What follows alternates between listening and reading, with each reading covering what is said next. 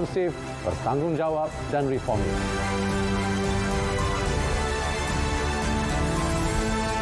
Laporan eksklusif Bajet 2023 yang sahih di Berita Perdana.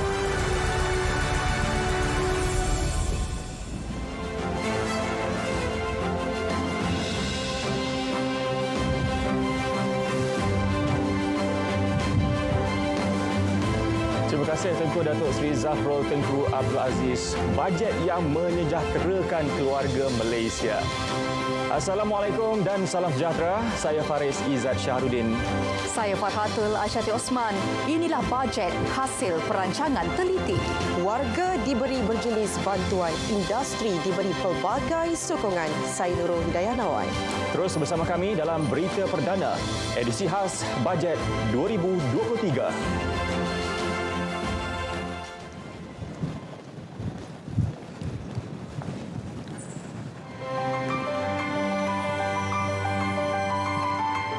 Saudara, Bajet 2023 daripada keluarga Malaysia untuk keluarga Malaysia.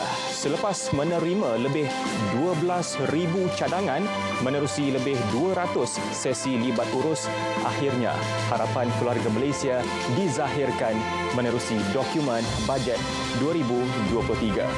Dengan tekad keluarga Malaysia makmur bersama, bajet ini memastikan kesejahteraan rakyat, kelangsungan perniagaan, kemakmuran ekonomi dan kecekapan perkhidmatan kerajaan.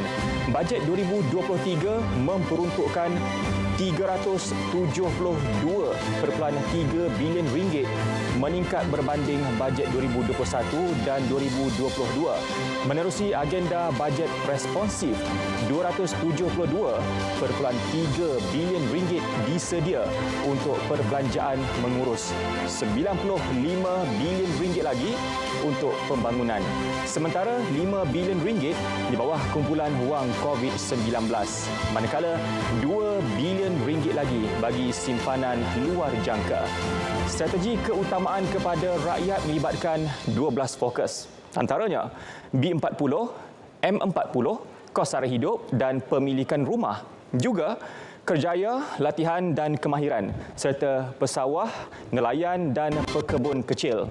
Baik, antara pengumuman tumpuan kadar cukai pendapatan individu pemastautin dikurangkan 2 mata peratusan. Bagi banjaran pendapatan bercukai RM50,000 hingga RM70,000, kadar diturunkan daripada 13% kepada 11%. Manakala banjaran pendapatan bercukai RM70,000 hingga RM100,000 diturunkan daripada 21% kepada 19%. Untuk perniagaan pula, 4 fokus diberi tumpuan bagi menyokong kumpulan berkenaan terutama sektor perusahaan mikro, kecil dan sederhana.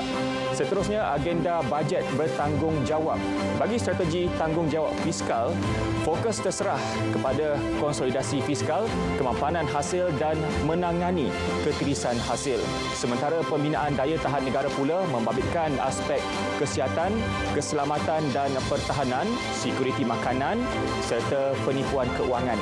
Bagi persediaan bencana, beberapa projek tempatan banjir akan dilaksana meliputi projek empangan sabur, kolam takungan dui fungsi, lembangan sungai bersepadu dan naik taraf sistem ramalan cuaca. Sementara NADMA terima peruntukan tambahan RM400 juta jika banjir berlaku hujung tahun ini. Turut disedia RM100 juta di bawah tabung bantuan bencana negara. Kecekapan penyampaian perkhidmatan juga akan terus ditambah baik. 4 fokus digariskan iaitu kerjasama awam, swasta, GLC, tadbir urus dan kebajikan penjawat awam. Lagi intipati bajet 2023, kita bersama dengan Dian Awad.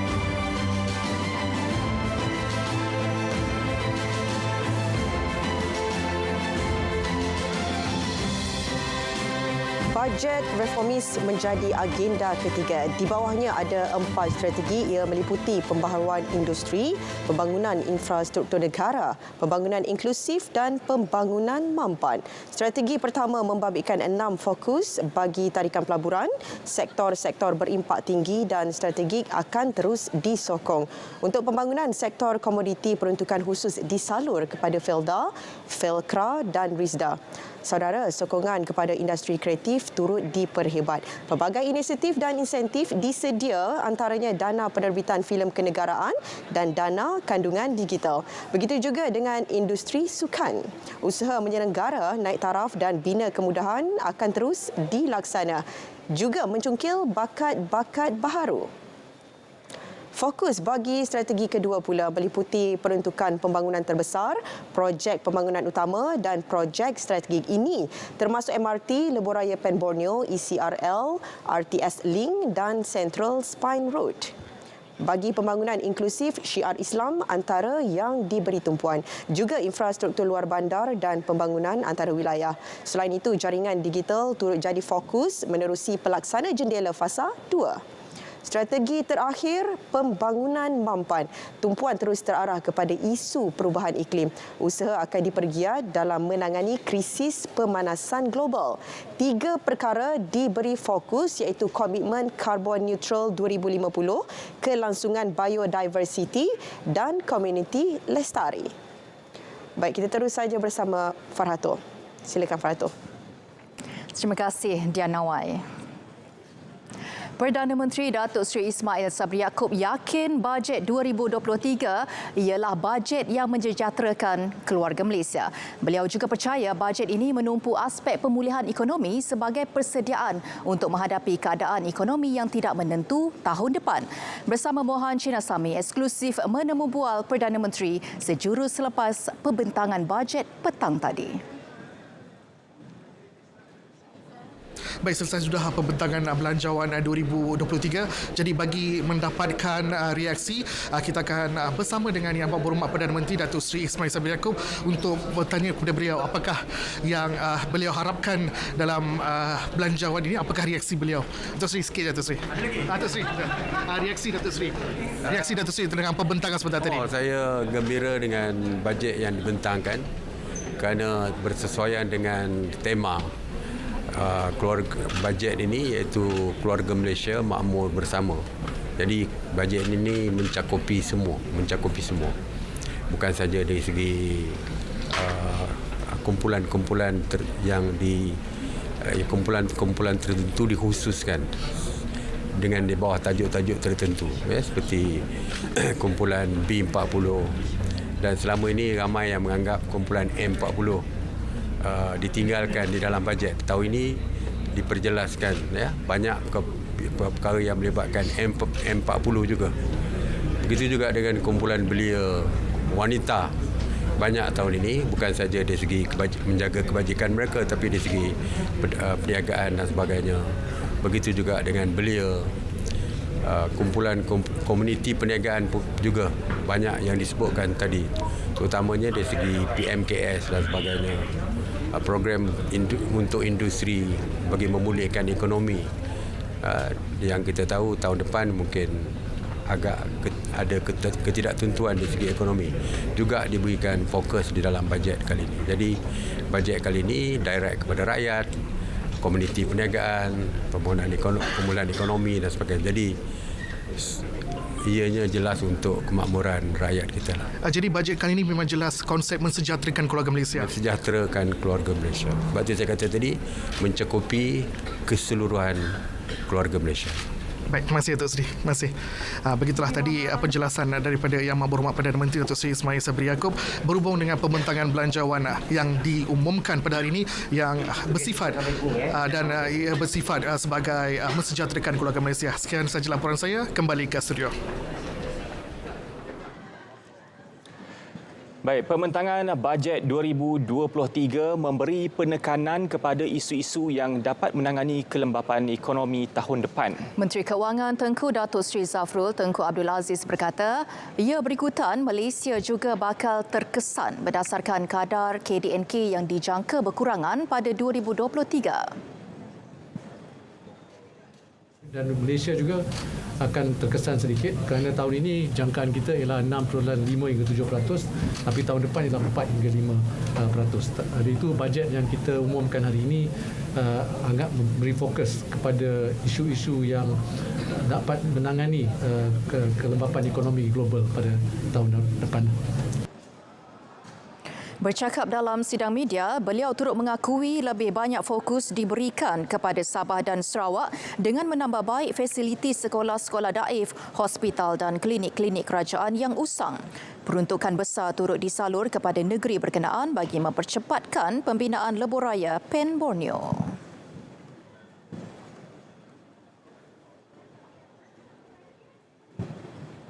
Tapi amount yang besar juga adalah oleh kerana Pen Borneo, Sabah dan Sarawak yang kita sambung, yang kita nak cepatkan. Ya, tahun ini insya-Allah habis Sarawak dan Sabah pada tahun 2024.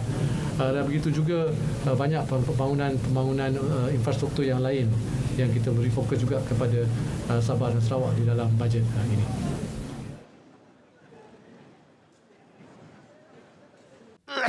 Adakah di kalangan keluarga anda mempunyai tanda-tanda batuk sebegini? Mungkin juga di kalangan rakan sepejabat anda.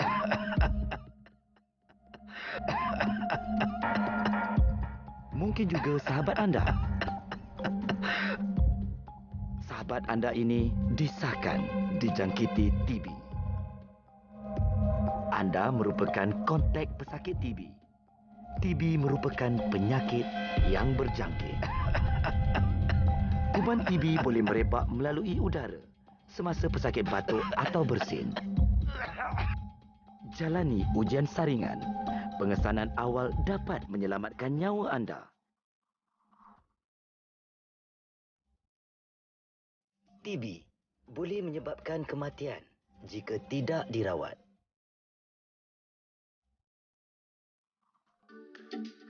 Pelan Tindakan Dasar Sekuriti Makanan Negara 2021 hingga 2025 bertujuan memperkukuh sekuriti makanan negara.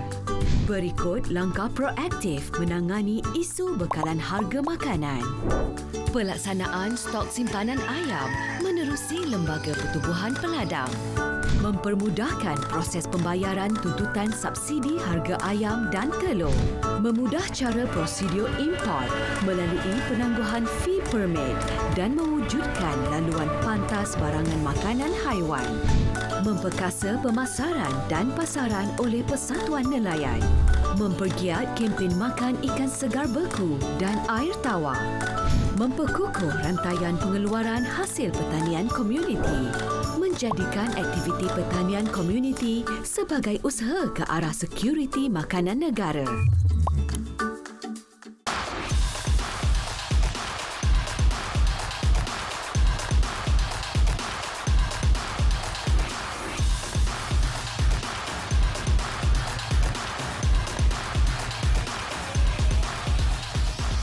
Perniagaan anda, keutamaan kami. Tunggu apa lagi? Jom iklankan produk anda di RTM hari ini. Scan kod QR tertera atau hubungi kami untuk maklumat lanjut. RTM, teman setia anda. Bidang pendidikan menerima peruntukan terbesar iaitu RM55.6 bilion dalam bajet 2023 berbanding RM52.6 bilion tahun ini. Bantuan awal persekolahan BAP dinaikkan kepada RM150 berbanding RM100 dan diberi kepada semua murid tanpa mengira had pendapatan ibu bapa. Jika sebuah keluarga mempunyai 3 orang anak bersekolah, maka mereka layak menerima BAP sebanyak RM450. InsyaAllah, bantuan ini akan disalurkan pada Januari 2023 dan diharap dapat meringankan beban ibu bapa yang menyara anak-anak bersekolah. Peruntukan disediakan untuk BAP ini adalah sebanyak RM825 juta, iaitu jauh melebihi peruntukan tahun ini sebanyak RM450 juta.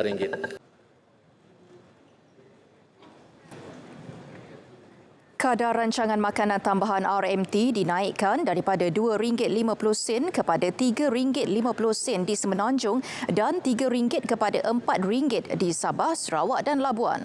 Peruntukan RM777 juta bakal memberi manfaat kepada lebih 800,000 murid dan 7,300 pengusaha makanan dan pembekal susu tempatan. Ruang pembelajaran yang kondusif turut menerima peningkatan peruntukan ketara. Sejumlah RM2.3 bilion diperuntukkan untuk menyediakan ruang pembelajaran yang kondusif dan selamat buat murid-murid sekolah. Ini merupakan peningkatan ketara berbanding peruntukan RM1.7 bilion bagi tahun ini. Dari jumlah tersebut, RM1.1 bilion disediakan untuk kerja-kerja penyelenggaraan dan pembaikan sekolah, merangkumi sekolah kebangsaan, sekolah jenis kebangsaan Cina dan Tamil serta sekolah agama. RM1.2 bilion pula untuk menaik taraf infrastruktur sekolah daif melibatkan 123 projek di Sabah dan 182 projek di Sarawak. 5 sekolah baru juga akan dibina dengan kos RM430 juta pada tahun depan di Sabah, Sarawak, Terengganu dan Selangor. Mahasiswa bakal mendapat manfaat melalui peruntukan RM15.1 bilion kepada Kementerian Pengajian Tinggi. RM3.8 bilion daripadanya khusus untuk biasiswa dan pinjaman pendidikan. Kadar elawan sara hidup tajaan JPA bagi pelajar dan pegawai dalam negara akan diseragamkan dan dinaikkan sebanyak RM100 sebulan bagi semua peringkat pengajian, menjadikan elawan sara hidup tajaan JPA antara RM730 hingga RM980 sebulan. Kemudahan pendidikan buat anak-anak Bumiputera khususnya dari keluarga susah akan terus diberi perhatian. Tahun hadapan, sebahagian besar daripada peruntukan RM6.6 bilion kepada MARA, Yayasan Penderaju dan UiTM adalah untuk menyediakan Bumiputera dengan akses pinjaman pendidikan. RM10 juta bagi menggalakkan Universiti Awam membudayakan inisiatif Kampus Hijau, manakala RM300 juta untuk kerja-kerja menaik taraf dan menyelenggara kemudahan Universiti Awam. Kerajaan memperuntukkan RM36.1 bilion kepada Kementerian Kesihatan KKM untuk perbelanjaan mengurus dan pembangunan dalam bajet 2023. Ia adalah peningkatan terbesar antara kementerian berbanding RM32.4 bilion pada 2022. Kerajaan akan terus memantapkan kapasiti perkhidmatan kesihatan awam. Sejumlah RM4.9 bilion disediakan bagi menampung perolehan seperti ubat, reagen, vaksin dan bahan guna habis, iaitu meningkat 12% berbanding 2022. Daya tahan negara sebanyak RM1.8 bilion diperuntuk bagi membina hospital, klinik dan fasiliti baharu serta untuk perolehan peralatan perubatan. RM420 juta pula diperuntuk bagi membaiki hospital dan klinik daif serta penggantian peralatan usang. Kerajaan juga bercadang memberikan pengecualian duti import dan cukai jualan terapi gantian nikotin bagi menggalakkan rakyat menghentikan tabiat merokok.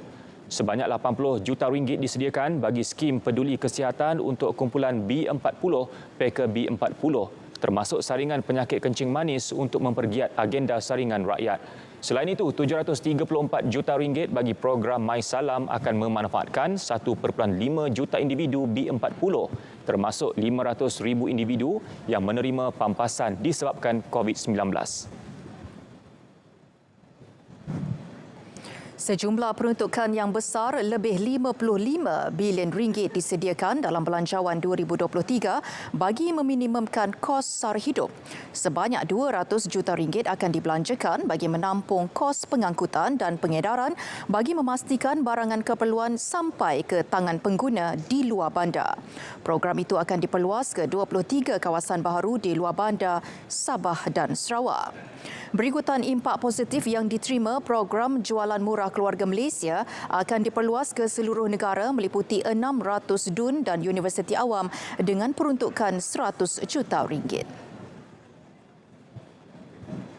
Bantuan Keluarga Malaysia BKM sehingga RM2,500 disediakan kali ini. Ia merupakan jumlah bantuan tunai terus tertinggi pernah diberi kerajaan. Jumlah bantuan adalah berasaskan pendapatan dan ahli keluarga. Bagi isi rumah berpendapatan RM2,500 sebulan dan menanggung 5 anak atau lebih, bantuan maksimum diberikan. Jumlah pendapatan sama dengan isi rumah sehingga 4 orang anak pula bakal menerima BKM antara RM1,000 hingga RM2,000.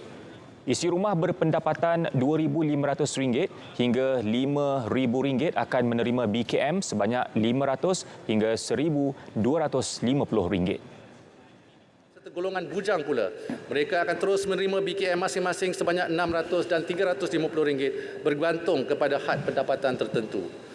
Tahun 2023, bantuan tambahan RM500 kepada ibu atau bapa tunggal yang mempunyai anak tanggungan akan diteruskan.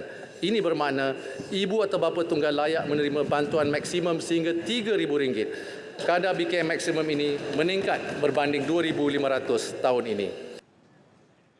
BKM 2023 dijangka memanfaatkan 8.7 juta penerima dengan peruntukan RM7.8 bilion. Sejumlah RM235 juta dana pembiayaan khas untuk wanita disediakan. Keperluan mendorong lebih ramai wanita meningkatkan kapasiti perniagaan serta menambah baik strategi pemasaran golongan sasar. Manakala bagi menggalakkan lebih ramai wanita kembali bekerja, kerajaan bercadang mengecualikan cukai pendapatan ke atas pendapatan yang diterima mulai cukai taksiran 2023 hingga tahun taksiran 2028.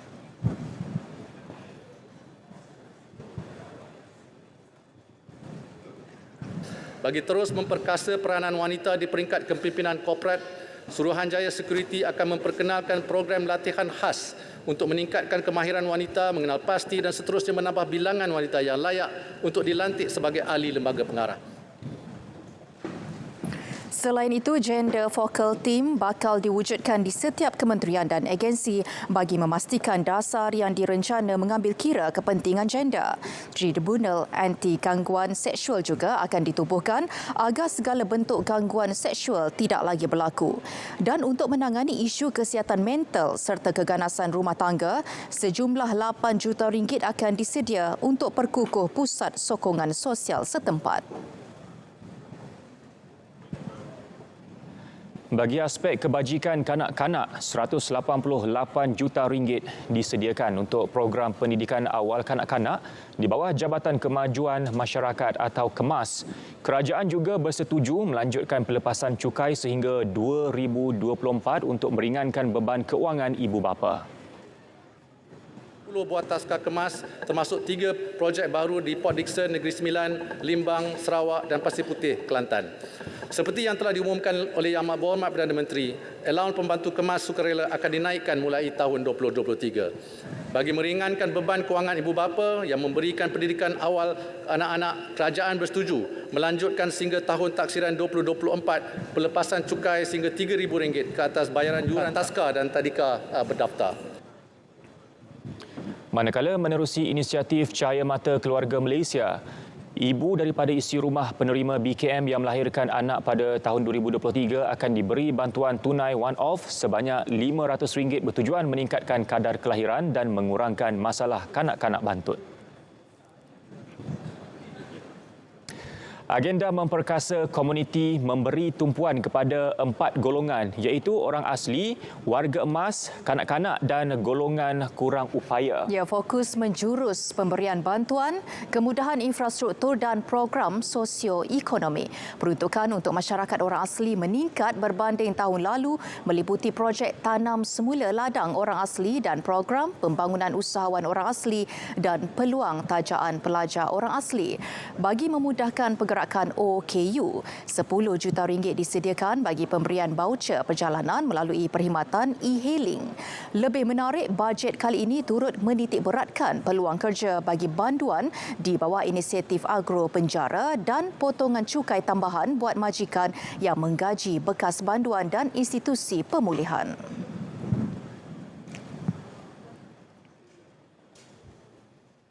2 juta belia berusia 18 hingga 20 tahun dan pelajar sepenuh masa berusia 21 tahun ke atas bakal menerima manfaat program kredit e-Dompet e-Pemula yang akan dinaikkan jumlah kredit kepada RM200 tahun depan.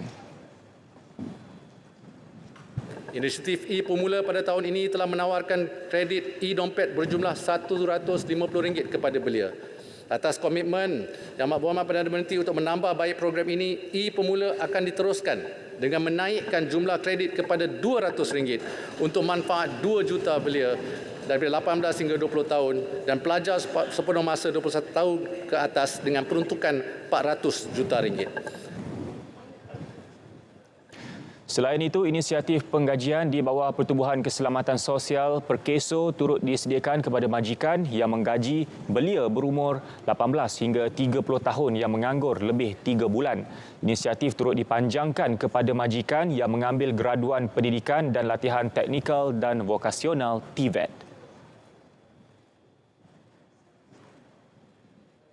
Agenda Nasional Malaysia Sihat ANMS kini menemui anda melalui siri jelajahnya. Saringan kesihatan, pertandingan, aktiviti cabar diri, pencarian bakat, amalan penjagaan kebersihan persekitaran, aktiviti interaktif dan macam-macam lagi. Bersama meriahkan jelajah ANMS di lokasi berhampiran anda. Langkah elak penyakit berkaitan banjir. Elak dari bermain air banjir. Pakai pelindung diri. Segera bersih diri jika terkena air banjir. Cuci tangan dan sentiasa jaga kebersihan diri. Jangan guna air banjir untuk pembersihan. Makan dan minum dari sumber bersih. Sentiasa jaga kebersihan pusat pemindahan. Pakai pelindung diri semasa pembersihan selepas banjir. Dapatkan rawatan sekiranya demam dalam masa 30 hari selepas pembersihan banjir. Air banjir tercemar dengan limpahan najis dari tangki septik.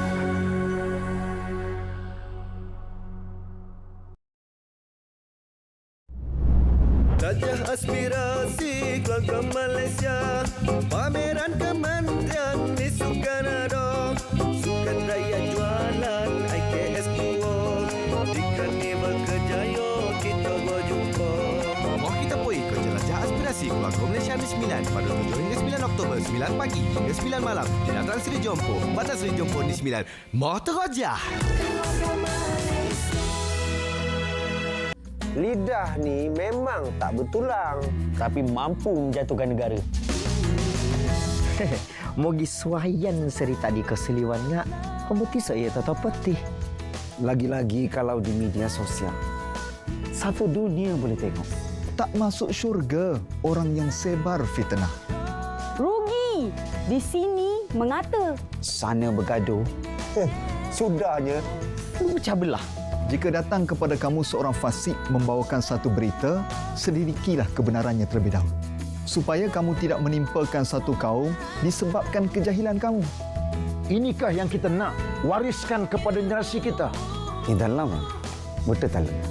Cukup-cukuplah tu. Demi anak-anak. Demi keluarga. Demi agama. Demi bangsa. Demi masa depan kita. Hentikan fitnah di media sosial.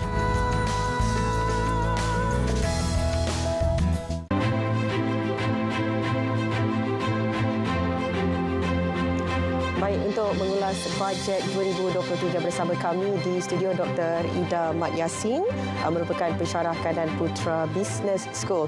Baik, terima kasih Doktor kerana sudi meluangkan masa bersama kami dalam berita perdana edisi khas untuk bajet 2023. Kalau kita lihat Dr. Ida, satu lagi bajet dengan peruntukan terbesar diumumkan kerajaan mencecah RM372.3 bilion. Dan kita lihat juga pendidikan dan juga kesihatan kekal menerima peruntukan tertinggi untuk bajet kali ini, dan adakah jumlah yang diterima itu signifikan kerana menyedari negara sekarang ini berada dalam fasa endemik? Saya nak tanya jugalah apa agaknya pendapat Dr.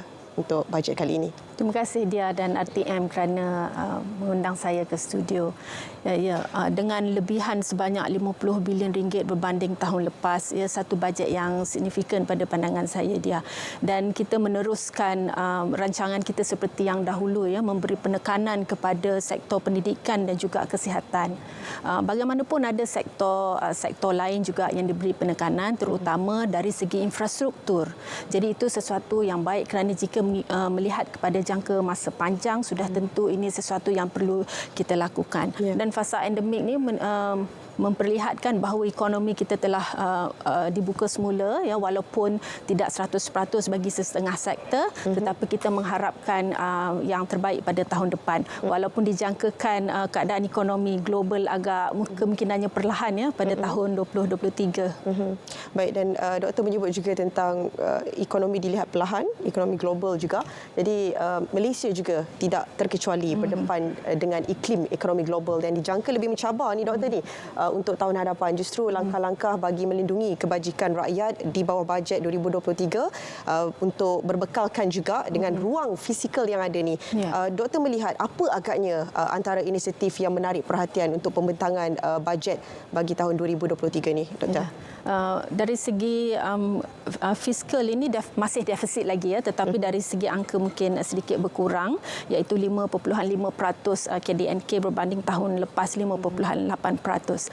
Menjawab kepada soalan Dia, apakah sektor yang saya rasakan agak menarik saya melihat kita memberi fokus kepada agro makanan kerana sejak beberapa tahun yang lepas COVID-19 dan juga bila kita ada masalah tentang rantaian nilai, jadi faktor makanan, security makanan menjadi isu yang hangat diperbincangkan dan kita melihat bajet ini memberi peruntukan yang banyak pada pandangan saya untuk menggalakkan sektor agro makanan. Kemudian yang kedua adalah bantuan keluarga Malaysia masih diteruskan dan ditambah baik. Contohnya ada satu kategori baru iaitu pada mereka yang keluarganya mempunyai pendapatan 2,500 dan ke bawah sebulan tetapi mempunyai anak 5 orang misalnya mendapat dalam 2,500 untuk bantuan keluarga Malaysia. Ini satu yang baik kerana kita harus memberi perhatian kepada golongan yang rentan kerana di waktu ini memang ada golongan yang perlu diberi bantuan dalam hal ini. Yang satu lagi yang terakhir mungkin yang menarik perhatian saya Dia adalah tenaga yang boleh diperbaharui juga mendapat insentif pada bajet 2023. Ya, dan kalau kita tengok secara keseluruhannya sesuatu yang baik mensejahterakan keluarga Malaysia juga.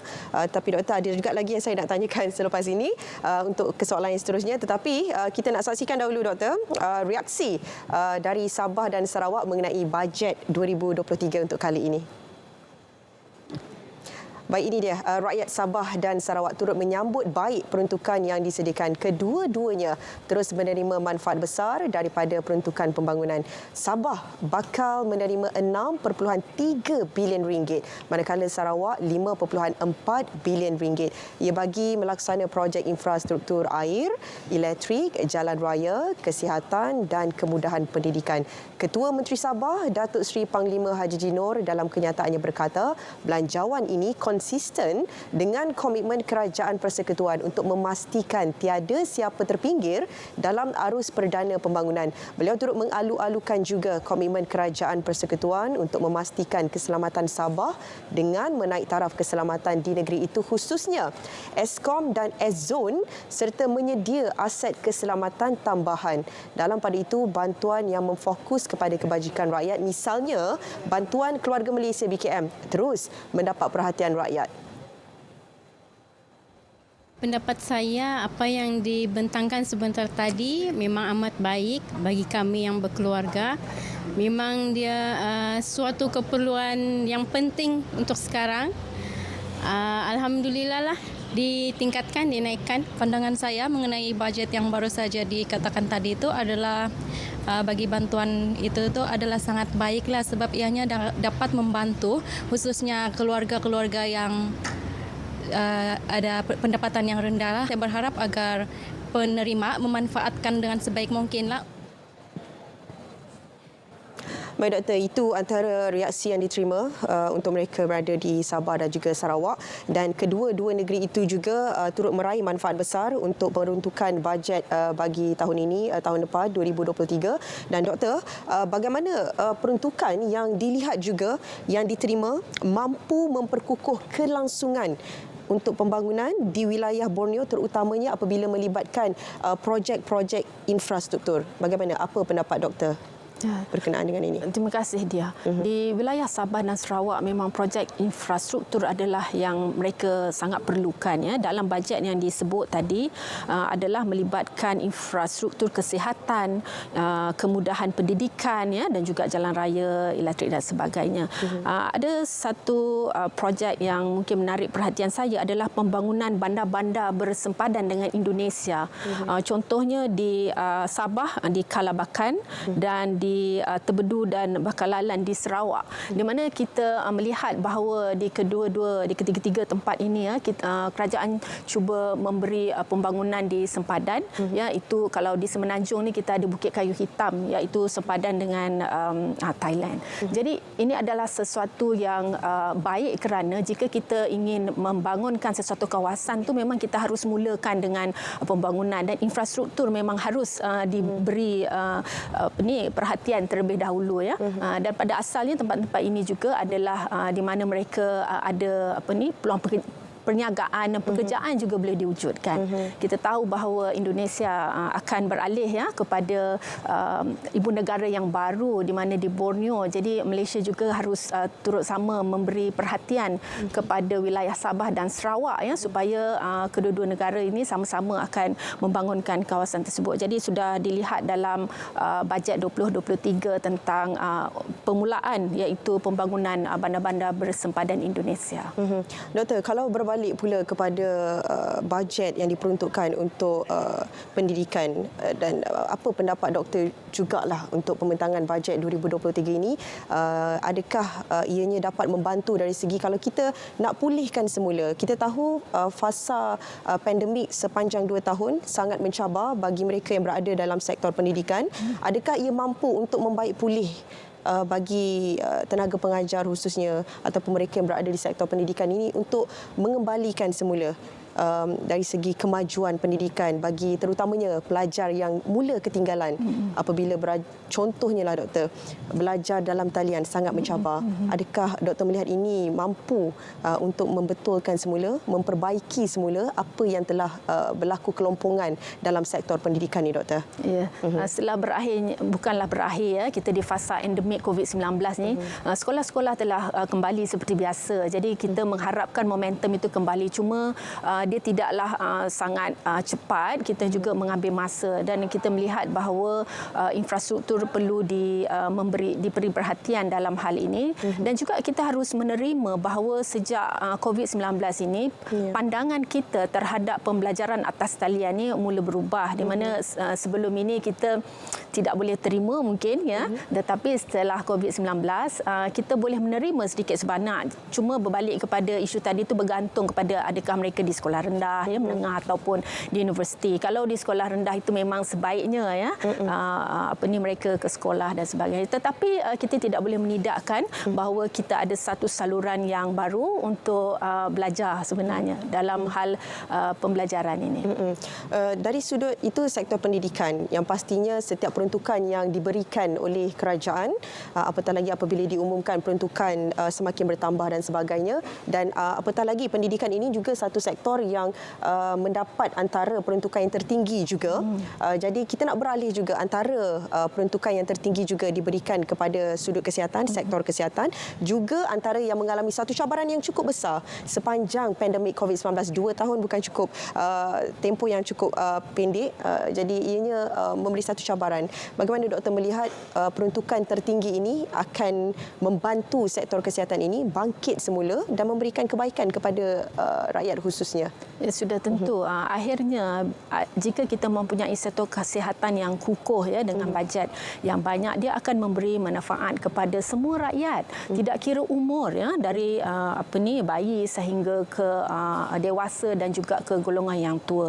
Jadi kita memberi perhatian kepada semua golongan dari segi sektor kesihatan ini.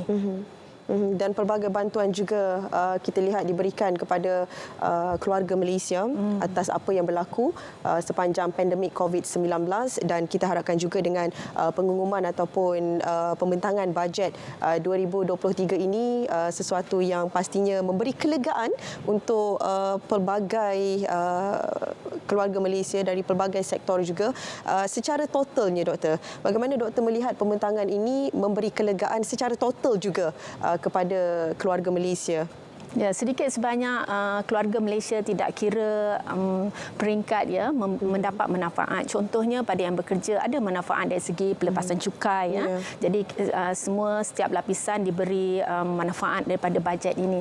Cuma sebagai masyarakat ya, sebagai anggota rakyat Malaysia yang bertugas, yang bekerja, kita harus memberi produktiviti yang tinggi. Kerana akhirnya jika kita ingin membangunkan negara kita, setiap dari kita sebenarnya bertanggungjawab dalam hal ini terhadap kerja kita ya. Jika kita semua memberi satu sumbangan ataupun produktiviti yang tinggi, sudah tentu akan menyumbang kepada negara secara amnya. Doktor, saya tertarik antara pembentangan bajet 2023 petang tadi ialah apabila Yang Berhormat Menteri Tengku Datuk Seri Zafrul Tengku Abdul Aziz mengumumkan tentang career break untuk golongan wanita. Mungkin Doktor boleh sentuh sedikitlah bagi mereka yang mendengar pengumuman yang cukup memberi kelegaan kepada kaum ibu khususnya. Sangat menarik ini. Betul. Kerana dari segi penglibatan wanita dalam tenaga kerja, Malaysia ini agak rendah, ya, kurang daripada 60% berbanding negara ASEAN yang lain di mana penglibatan wanitanya lebih.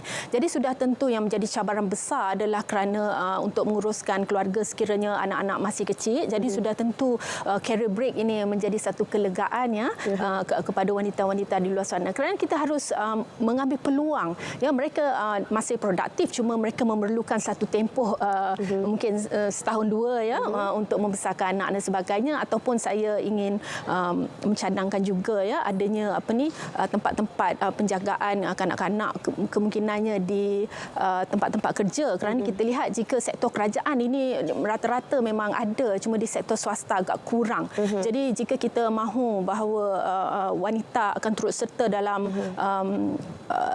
guna tenaga ini, kita harus memberi ruang-ruang yang begitu ya, yang memudahkan mereka, kerana kita harus gunakan peluang ini. Ya, Doktor, kalau kita nak sebut juga untuk kita ni nak membangunkan semula, kita nak bangkit semula, nak menjana semula ekonomi negara kita yang dilihat agak mencabar, turun dan naik untuk tempoh 2 tahun sepanjang kita berdepan dengan COVID-19 ini, tidak ketinggalan selain daripada sektor kerajaan yang pastinya membantu untuk ekonomi negara, sektor swasta juga tidak ketinggalan untuk memainkan peranan yang cukup penting untuk membantu ekonomi kita memacu lagi menjadi lebih mampan dan inklusif juga. Doktor melihat adakah pembentangan ini memberi kelegaan yang banyak ataupun bertambah kepada mereka yang berada di sektor swasta, Doktor? Untuk menjawab tu dia bergantung kepada sektor, saya ingat ya. Agro makanan nampaknya diberi ruang pada bajet kali ini, dan juga sektor elektrikal dan elektronik ya, dan juga tenaga yang diperbaharui. So untuk menjawab tadi, dia tidak secara umum, mungkin ada sektor-sektor yang menjadi fokus ya kepada kerajaan untuk tahun depan dari segi insentif. Ya, baik, itu antara yang boleh dikongsikan dalam masa yang cukup singkat ini. Jadi terima kasih kepada tetamu kami untuk berita perdana edisi khas bajet 2023 ini, Dr. Ida Bad Yassin, Pensyarah Kanan Putra Business School. Jadi untuk segmen analisis, Doktor, berakhir di sini. Kita terus bersama dengan rakan penyampai Faris dan juga Faratul. Silakan Faris.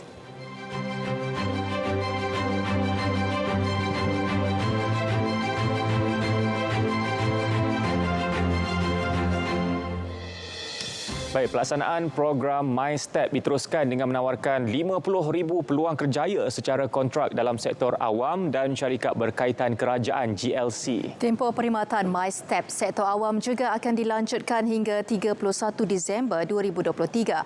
Manakala gaji MyStep akan dinaikkan sebanyak RM100. Kenaikan menjadikan gaji pekerja terlibat meningkat daripada RM1,400 hingga RM2,000 kepada RM1,500 hingga hingga RM2,100 sebulan. Bagi meningkatkan produktiviti dan peluang pendapatan pekerja pula, RM750 juta diperuntuk untuk latihan kepada lebih 800,000 pekerja.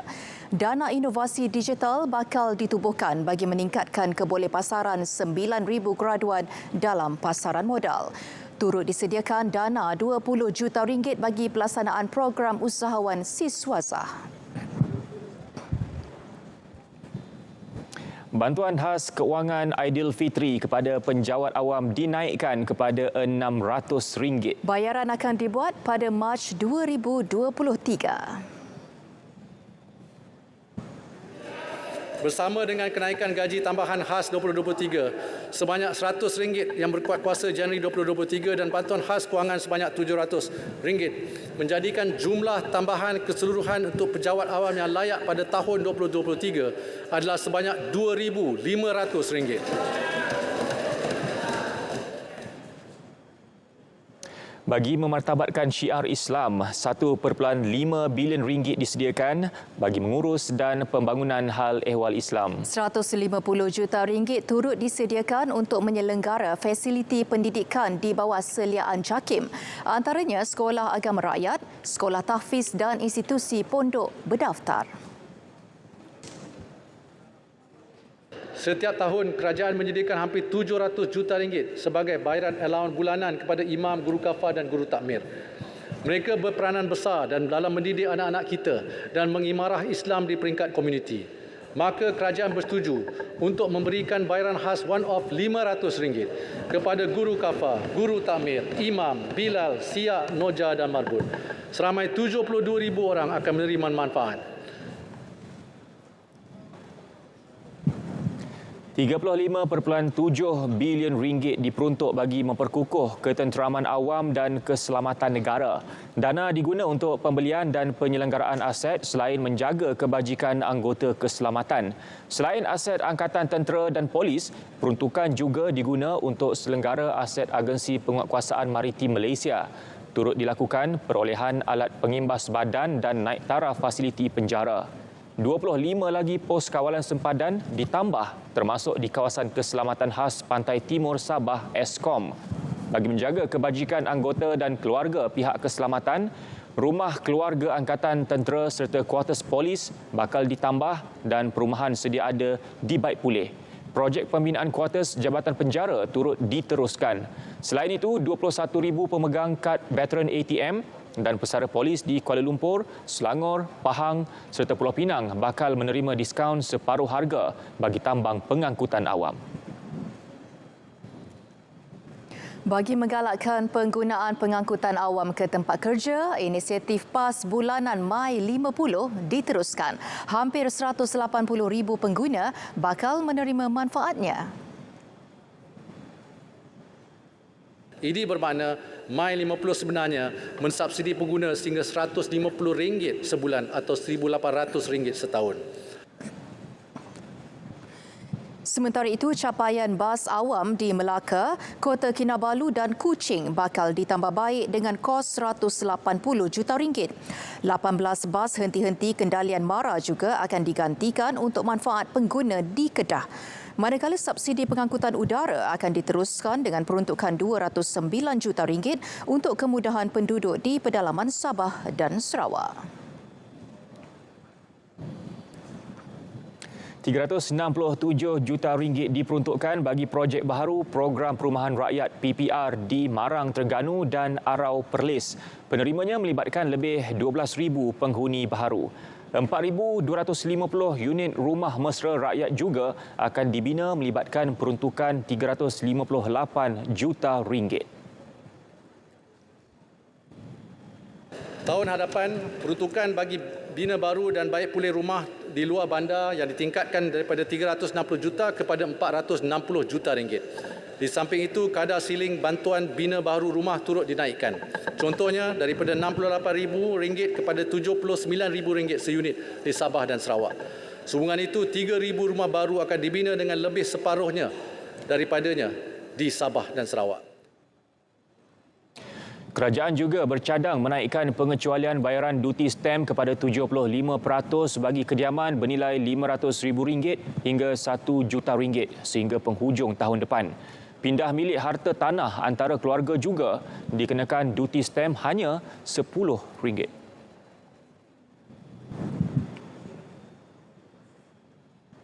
Di bawah projek jalinan digital negara Jendela Fasa 2, kerajaan akan menyediakan 100% liputan internet di kawasan berpenduduk. Pada masa sama, menyediakan liputan gentian optik kepada 9 juta premis di seluruh negara menjelang 2025. Inisiatif ini melibatkan jumlah pelaburan sebanyak RM8 bilion termasuk sumbangan pihak industri.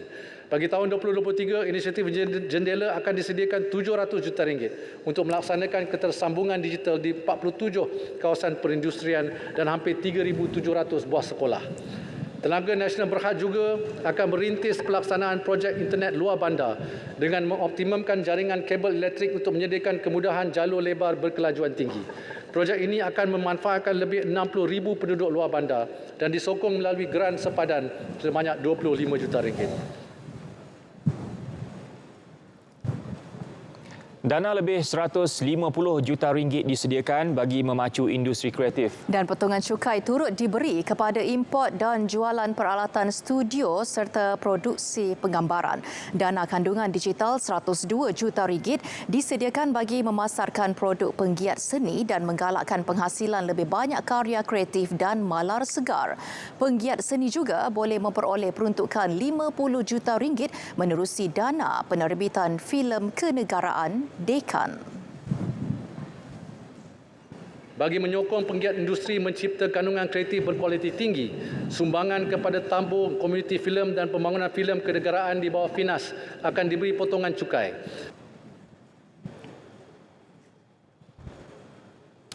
Perolehan kerajaan memainkan peranan penting sebagai pengganda tinggi kepada ekonomi. Bagi tahun 2023, RM3.7 bilion disediakan untuk melaksanakan projek-projek kecil dan sederhana di seluruh Malaysia. Ini termasuklah RM500 juta yang dikhususkan kepada kontraktor kelas G1 hingga G4. Antaranya bagi melaksanakan penyelenggaraan bagi jalan persekutuan, titi dan jabatan kecil, rumah ibadat serta infrastruktur yang rosak akibat banjir. Bagi menyokong kontraktor Bumi Putra, pembiayaan jangka pendek disediakan kepada mereka yang terlibat dalam bidang elektrikal dan pembinaan melalui skim pembiayaan kontrak Express Spike dengan dana RM20 juta. Selain itu, inisiatif kontraktor Nita dilaksana bagi menyokong penyertaan lebih ramai kontraktor wanita Bumi Putra dalam perolehan kerajaan.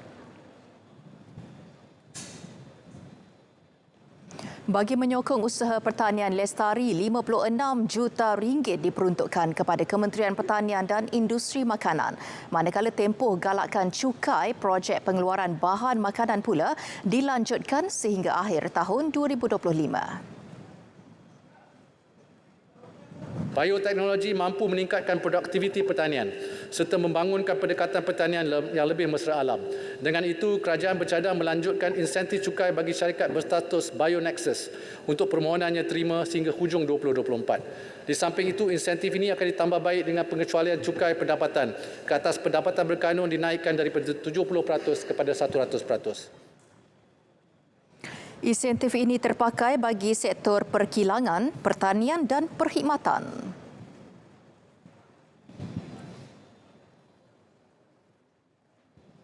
Bantuan kepada pesawah padi diperkenalkan semula yang bakal memberi manfaat kepada 240,000 pesawah. Bantuan kepada pesawah padi diperkenalkan semula untuk tahun 2023 dengan memberi bantuan sebanyak RM200 sebulan untuk tempoh 3 bulan atau semusim kepada 240,000 pesawah dengan peruntukan RM228 juta. Ketiga, bantuan musim tengkujuh kepada pekebun kerja getah sebanyak RM200 sebulan untuk tempoh 4 bulan kepada 320,000 pekerja kecil dengan peruntukan RM256 juta. Ini bermakna pekebun kecil akan mendapat BMT sebanyak RM800 berbanding RM600 sebelum ini. 5 inisiatif yang diperkenal bagi memastikan kebajikan dan sokongan berterusan kepada golongan ini turut meliputi insentif pengeluaran latex dan skim pelindungan pertanian. Manakala sejumlah 1.8 bilion ringgit iaitu peningkatan 100 juta ringgit berbanding tahun lalu diperuntukkan untuk pelbagai subsidi dan insentif pertanian. Sekuriti makanan diperkasa agar tidak lagi bergantung kepada bekalan import semata-mata.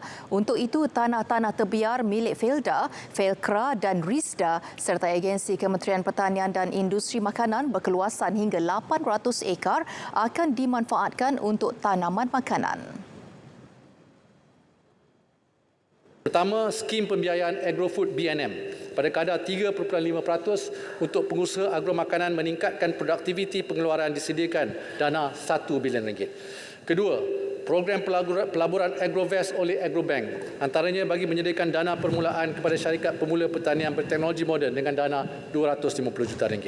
Ketiga, pelaburan RM200 juta oleh Khazanah di bawah dana impak dengan fokus untuk meningkatkan pendapatan dan produktiviti pekebun kecil. Keempat, program Digital AgTech di bawah MDEC diperluas ke 264 pertubuhan peladang kawasan dengan peruntukan RM20 juta. Kelima, program pembasmian kemiskinan tegar keluarga Malaysia. Sedar akan kepentingan program latihan dan fasiliti sukan terbaik, kerajaan memperuntukkan sebanyak RM332 juta bagi tujuan tersebut. RM145 juta daripadanya adalah bagi menyelenggara, menaik taraf dan membina kemudahan sukan di seluruh negara. RM154 juta pula diperuntukkan bagi menjayakan pembangunan ekosistem sukan yang menyeluruh meliputi pencarian bakat baharu, kelengkapan fasiliti sukan, program latihan hingga membawa negara ke podium antarabangsa.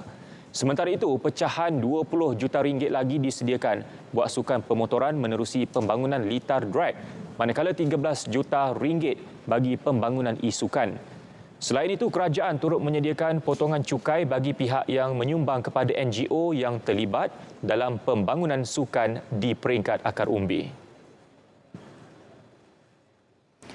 Dalam pada itu, kejayaan merangkul 36 pingat emas di Sukan Para ASEAN Ogos lalu membuktikan atlet para negara memiliki potensi besar untuk menyerlah di peringkat antarabangsa demi melahirkan lebih ramai bakat-bakat baharu. RM12 juta diperuntuk khusus untuk pembangunan sukan OKU.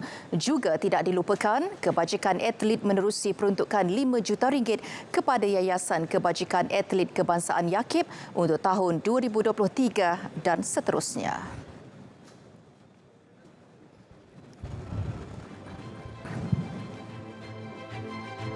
Saudara, berita perdana edisi bajet 2023 berakhir di sini. Ya, kejayaan perancangan yang rapi bergantung kepada sokongan padu seluruh keluarga Malaysia. Terbukti, inilah bajet yang responsif, bertanggungjawab dan reformis dalam memulihkan ekonomi negara. Terhadap bajet 2023, harapan menggunung diletakkan. Ya, saya Farhatul Asyati Osman. Dan saya Faris Izzat Syahrudin. Assalamualaikum. Salam keluarga Malaysia. Marilah sama-sama mendukung bajet ini. Di bawahnya bertuduk impian, terpancar harapan lebih 32 juta rakyat Malaysia. Itulah natijahnya, itulah momennya, inilah bajet 2023. Kepadamu, Ya Allah, kami tawakal dan berdoa. Semoga keluarga Malaysia makmur bersama.